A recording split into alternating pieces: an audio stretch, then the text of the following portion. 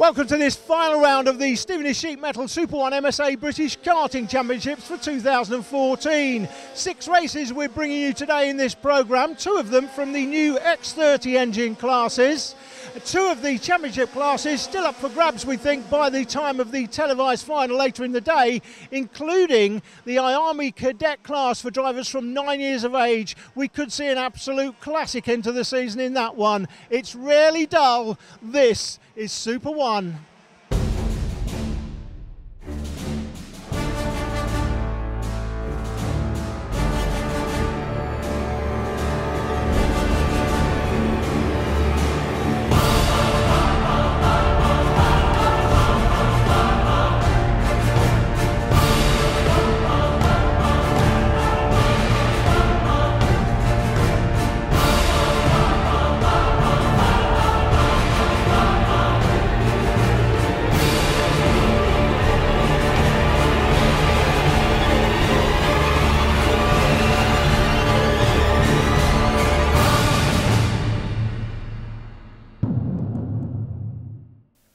Karting as a sport is constantly evolving, and this year we've seen the introduction of a new engine class, the X30 for seniors and juniors, racing this weekend as a guest class at Super 1.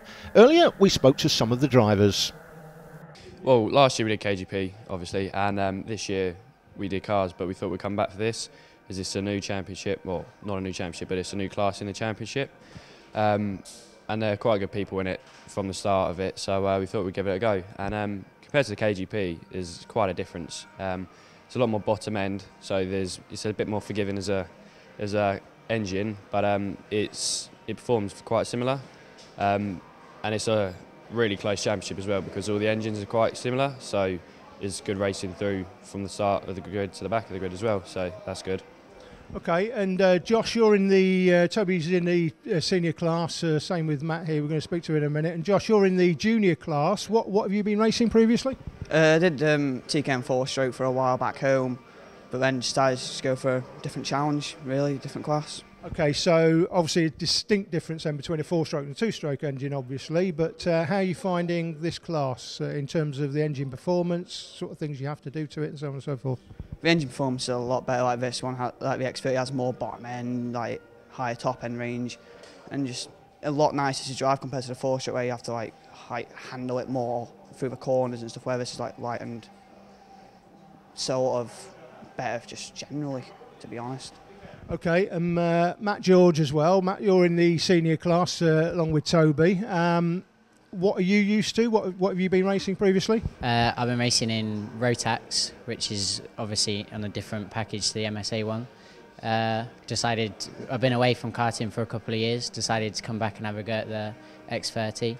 And yeah, it's a really good class, good racing, it's so close between, well, there's like any 10 people that could win the races really, so it's quite enjoyable and a good return. Okay, and in terms of the engine then, electric start, carburation, anything you can adjust while you're driving, or is it all pretty much set?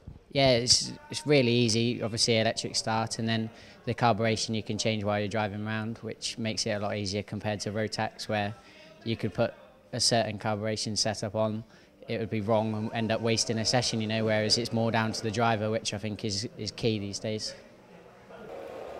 So here we go then for PF International, the final round of the Super 1 Championship, and our guests, the Junior X30s, are up on the grid first. And what a competitive field of drivers we've got making their way to the starting line. Daniel McCauley and Elliot Harvey, with Lucas Voss and Tom Douglas on row 2, Gus Lawrence and Philip Hansen on row 3, ahead of Joshua Thompson, Alfie Brown, Archie Tillett, and keep an eye on the back because Jake Douglas may make a bit of a jump from 14th on the grid. They run down the straight in formation. They wait for the break. Green light, and off we go into the first corner. And already a nice jump from the front of the grid. It's a very good charge through under the underpass, and everybody jostling for position, but no dramas in the first corners.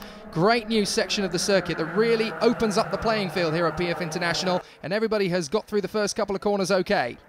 Traditional rolling start for the X30 juniors. We'll see standing starts later in the day for other classes as Harvey takes a big slide round the outside the 37 kart. We saw Elliot in the pulled engine experiment last year. although that has not been successful this year. Oh, he's gone up over the back of his colleague there. That's gone very badly wrong. He comes together with the 41 of Daniel McCauley. It looked to me as though McCauley actually had a mechanical problem of some kind, and Harvey had nowhere to go. Look, McCauley... He's defending, Jake. He's too narrow. He's too narrow and too slow out of the corner. And, of course, the driver around the outside... There's contact, and... Well, it looks as though the 41, look, he's got a problem. He has got a problem. He's got a problem with that kart, and there's nothing that Elliot Harvey can do about it. I think the 41, Daniel McCauley, was actually having a mechanical problem there. He's out of the race, and there's nothing that Harvey can do but go straight into the back of him. It's really opened up the field ahead of them. Daniel McCauley, a front row starter as well, so unfortunate for Daniel, unfortunate for Elliot Harvey as well. There's a 49 up the inside for a spot. Joshua Thompson we interviewed earlier on, so Thompson through to the lead. Yes, indeed. Thompson leads Douglas third. Well, it was the 58 of Gus Lawrence. Now comes Alfie Brown, and Lucas Vos has gone through with him. Vos having a challenge for third position, and up the inside, once again, comes Tom Douglas to take the lead back again. So Douglas leads it now from Thomas, and Vos is going to make his move for second position, and Alfie Brown is going to get through as well. Gus Lawrence tries to repeat the move, but he has to stop dead in fifth position. So it looks to me as though poor Joshua Thompson, he took the lead, but now he's down to fourth position. Your leader is Douglas, then it's Vos, then Brown, then we have Thompson in fourth position. Down to fifth is Gus Lawrence. He was up in the top three in the early stages, but there's a long way to go yet, and it looks as though Vos is going to have a crack in the inside line. My word, that was dangerous. X30 is the new class in karting for seniors and juniors. A lot of hype been surrounding these classes. They're the new level playing field apparently, as Vos up the inside for the lead. So Lucas through to the lead and drops the 28 of Tom Douglas back to second. Later in the race, and we can see Gus Lawrence has made his move to third, out of shot of the cameras. Now he makes his move to second place. Very nicely done past Tom Douglas. And Alfie Brown has got the box seat here in fourth position, watching these two as they battle for second place. He's got an opportunity himself here on the run to the left-hander. He might just pop the nose cone out. He doesn't on this occasion. He wants to time it right.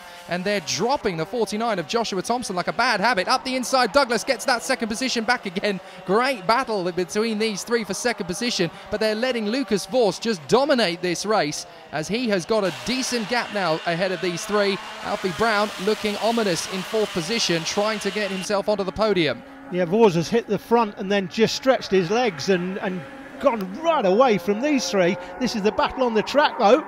This is the interesting one through the new part of the circuit. Left-handed now over the bridge. Fantastic new facility here.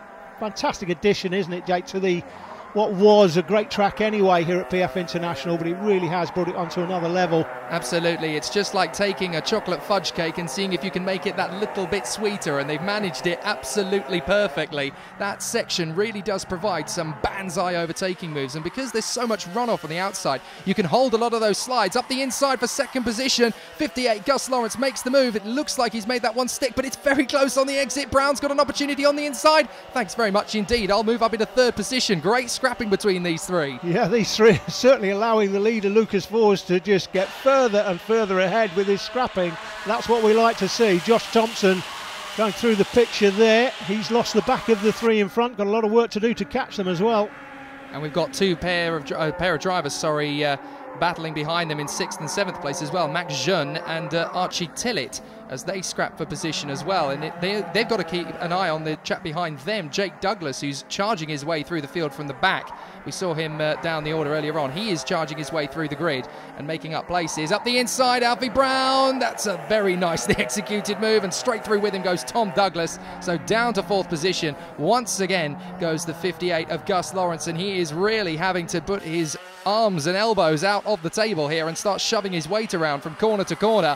It is not easy at this level. These karts, of course, as a level playing field as you can get at this level. And what a brilliant defense from the 28 Tom Douglas. He saw Gus Lawrence coming and he sold him a dummy, went one way then the other to cover his position. Very nicely done, but that has given Alfie Brown that precious 3 to 4 kart lengths of breathing space as we go into the final lap. There's been a lot of hype about the X30 classes in the last 6 months or so. Lucas Vos sets the fastest lap of 58.47, and that's not unexpected with the lead that he has. A lot of hype around these classes. They are the new level playing field apparently, although we're going to see a couple of classes later on in TKM Extreme and Junior TKM which have been the level playing field in karting for a whole generation, and do not miss those races. Oh, here we go. We're side by side as Gus Lawrence defends now after getting back on the inside. There's a little bit of jostling as Tom Douglas makes his move on the inside. What are you playing at? The arm of frustration goes up in the air for Gus Lawrence. Come on, man, play fair. And this is playing right into the hands of Josh Thompson in the 49. I didn't see anything particularly wrong with that myself. That's just racing in the world of karting at this level. But across the finish line, it's going to be Lucas Vors who absolutely obliterates the opposition. Absolutely brilliant performance. But you can see there, post-race, Gus Lawrence and Tom Douglas were given penalties. 5 places for Gus and an exclusion for Tom Douglas after failing to report to scrutineering. So it really changes the order post-race.